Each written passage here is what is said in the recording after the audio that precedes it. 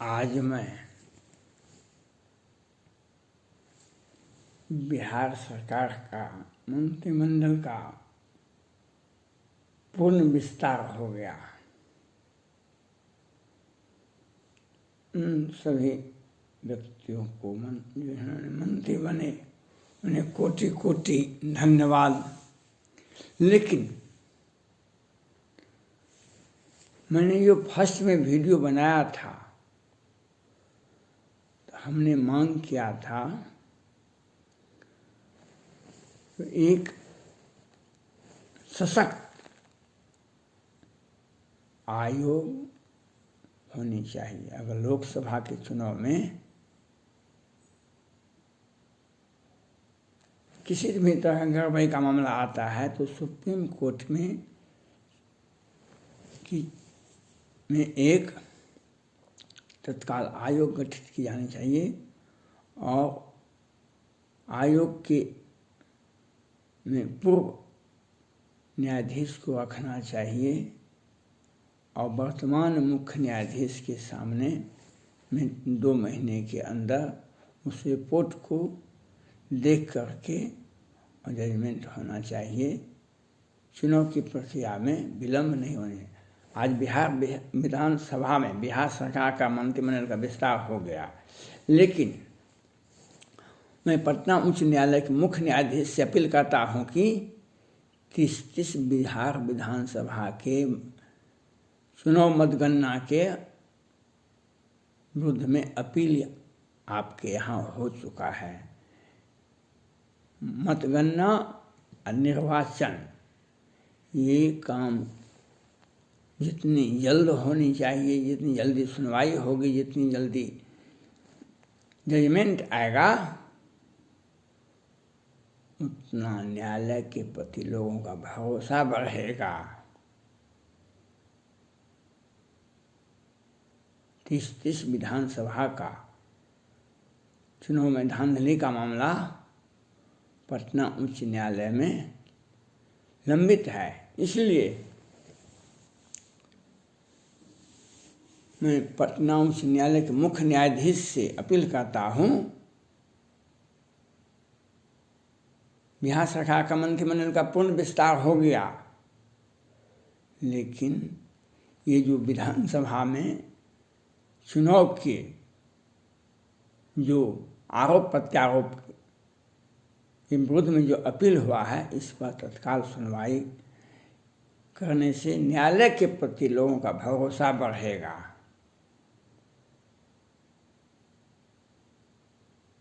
मैं यह अपील पटना मुख्य न्यायाधीश, पटना हाई कोर्ट के मुख्य न्यायाधीश जी से, माननीय मुख्य न्यायाधीश जी से अपील करता हूँ। और बिहार सरकार में जो मंत्रिमंडल का विस्तार हुआ, ज्ञानेश्वर जी एक पत्रकार हैं, वह कल बोल रहे थे बिहार में मंत्रिमंडल में राजपूतों का चांदी ही चांदी है। यही ज्ञानेश्वर जी हैं जो पूर्व मंत्री बिहार सरकार में और वर्तमान में नए मंत्री के पिता सुमित कुमार सिंह के पिताजी पूर्व मंत्री रह चुके हैं बिहार सरकार में। उनके फोन का और उनके दर्द का बयान आपने ही लिया था। किस प्रकार बिहार सरकार के पदाधिकारी उनसे पूछताछ करते हैं। माननीय पूर्व मंत्री नरेंद्र सिंह और वर्तमान मंत्री सुमित कुमार सिंह से और उनके भाई से बिहार सरकार का रवैया कैसा था राजपूतों के प्रति, यह मैं बताना चाहता हूँ। बिहार सरकार का रवैया क्या था राजपूतों के प्रति, वह मैं दिखाना दूँ। वैसी जमुई के बगल में ही जमुई के ही विधायक शशि सिंह के पिताजी केंद्र सरकार में मंत्री भी थे। और उनकी माता भी लोकसभा के सांसद रही। और उसी लोकसभा के बांका क्षेत्र से आता है। बांका क्षेत्र में एक विशाल जनसभा को संबोधित करते हुए सुशील मोदी जी ने कहा था कि सब ठो सीट हम राजपूते को दे देंगे।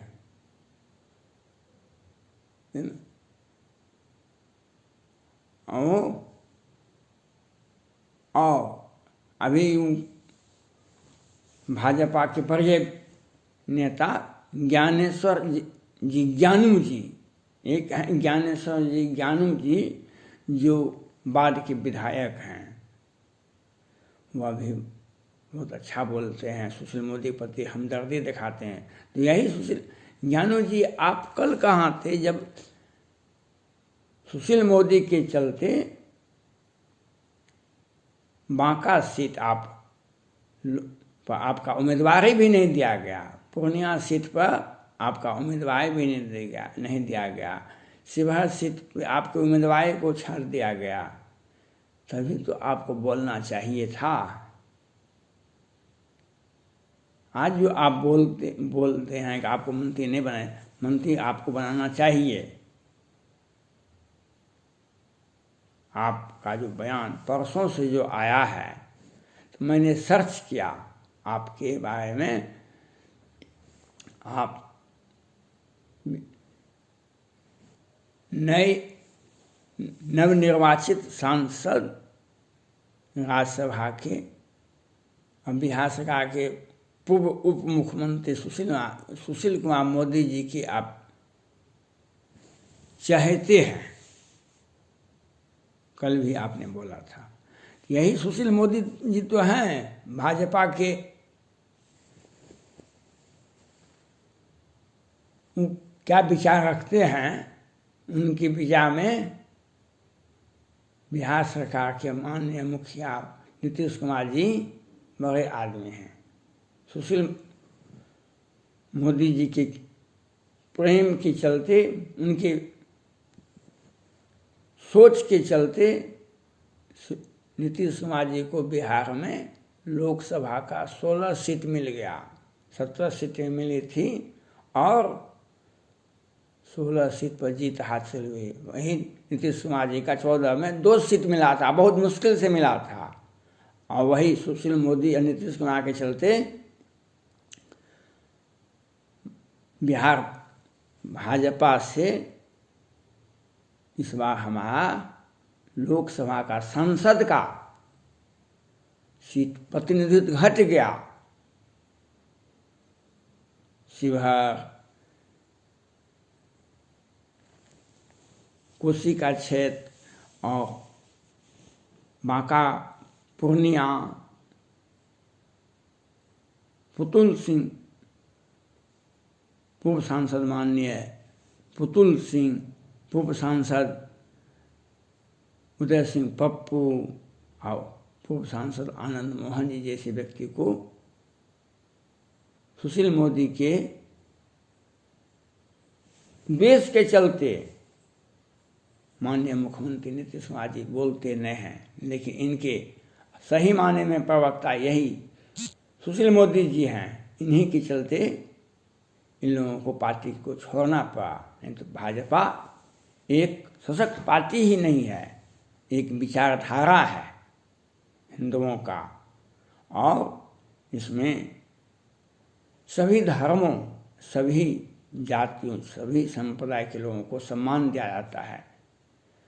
केंद्रीय नेतृत्व माननीय प्रधानमंत्री नरेंद्र मोदी जी से कोई भी गिला शिकवा नहीं है। उनके नेतृत्व में आज देश, भारत तो मजबूत हुआ ही, लेकिन विश्व में जो एक अकड़ थी, विश्व में जो एक अव्यवस्था था, विश्व में जो एक आतंकवाद का हवा था, जो विश्व में जो एक निरंकुश शासन का दबदबा था, बात बात में हमारी सेना घर में ढुक जाएगी, इसलिए हमारी सेना को जाने के लिए दो। चीन जो विस्तारवादी का नीति अपना रहा था, आज वह चीन को नेपाल, पाकिस्तान, श्रीलंका जैसे छोटे छोटे देशों के पीछे पीछे चल रहा है चीन। आज उस माननीय प्रधानमंत्री नरेंद्र मोदी जी की देन है, उनकी सोच है। आज चीन विश्व के जो सुपर पावर बनने का सपना देख रहा था, वह सुपर जीरो होके रह गया। हम उस माननीय प्रधानमंत्री नरेंद्र मोदी जी का कोटि कोटि धन्यवाद करते हैं। रण क्षेत्र में हमारा 130 करोड़ जनता है और सब कुछ हमारे पास में है, तो ऊंची युद्ध लड़ा नहीं जाता है, युद्ध कभी होता नहीं है, युद्ध कभी जीता नहीं जाता है, कभी हारा जाता है। युद्ध एक सोच है। चीन की सोच को दिखा दिए, जो आप बहुत पीछे हैं, कोई भी उसके साथ नहीं जाएगा, जो जाएगा उसका भी विनाश होगा। उस माननीय प्रधानमंत्री नरेंद्र मोदी जी का कोटि कोटि धन्यवाद। लेकिन बिहार में जो थे, अब बिहार सरकार का मंत्रिमंडल का विस्तार हुआ, अब केंद्र सरकार में भी मैं केंद्रीय नेतृत्व से भी अपील करता हूँ, केंद्रीय नेतृत्व से अपील करता हूँ, नवनिर्वाचित सांसद सुशील मोदी जी को केंद्रीय नेतृत्व में जगह नहीं मिलना चाहिए। और अगर ज्ञानू जी को, बाद के विधायक ज्ञानू जी को अगर कष्ट है, तो केंद्रीय नेतृत्व से अपील करना चाहिए। किसी के केंद्रीय नेतृत्व में अमित शाह, जेपी नड्डा साहब और सारे लोग हैं, राजनाथ सिंह हैं, उनसे मिलिए और अपना शिकवा शिकायत रखिए। पार्टी में बने रहिए, पार्टी ऊंची सोच, उनका पार्टी का भविष्य है, भाजपा का भविष्य है, 21वीं सदी भाजपा का है, इसलिए पार्टी में बने रहिए। और किसी गुट में शामिल होना अच्छी बात नहीं है। और मैं ज्ञानेश्वर जी से और लोगों से यह जो कहते हैं कि राजपूतों की किस राजपूत को कौन सा विभाग मिला है? 5 मंत्री मिला है राजपूत को। विधानसभा, बिहार विधानसभा में 28 राजपूतों की संख्या है और उसमें भाजपा गुट, एनडीए गुट में लगभग 20 विधायक हैं। 5 को मंत्री बनाया गया। कौन मंत्री को कौन सा विभाग दिया गया है? कौन सा विभाग दिया गया है? ये नाम का विभाग, यह विभाग नहीं, नाम मात्र का विभाग है। फिर भी अभी प्रतिपक्ष के नेता तेजस्वी प्रसाद यादव जी कहते हैं कभी भी विधानसभा का मध्यावधि चुनाव हो सकता है, इसलिए जनता में बने रहिए। मंजिल आप लोगों का बहुत दूर है और जनता में बने रहिए और अधिक से अधिक जनता के बीच में रहिएगा। जनता के दुख दर्द को जनता अगर सम्मानित देगी तो देश और दुनिया सभी जगह सम्मान मिलेगा। मंत्री का पद अस्थाई नहीं होता है, जनता का पद अस्थाई होता है। जनता अगर आपके दिल में बसेगा तो आपका सब दिन से सुमंगल होते रहेगा और मंत्री बन जाने से बहुत बात नहीं है। इसलिए ज्ञानू जी से भी अपील है, कोई न गलतफहमी है, केंद्रीय नेतृत्व से अपील कीजिए। धन्यवाद।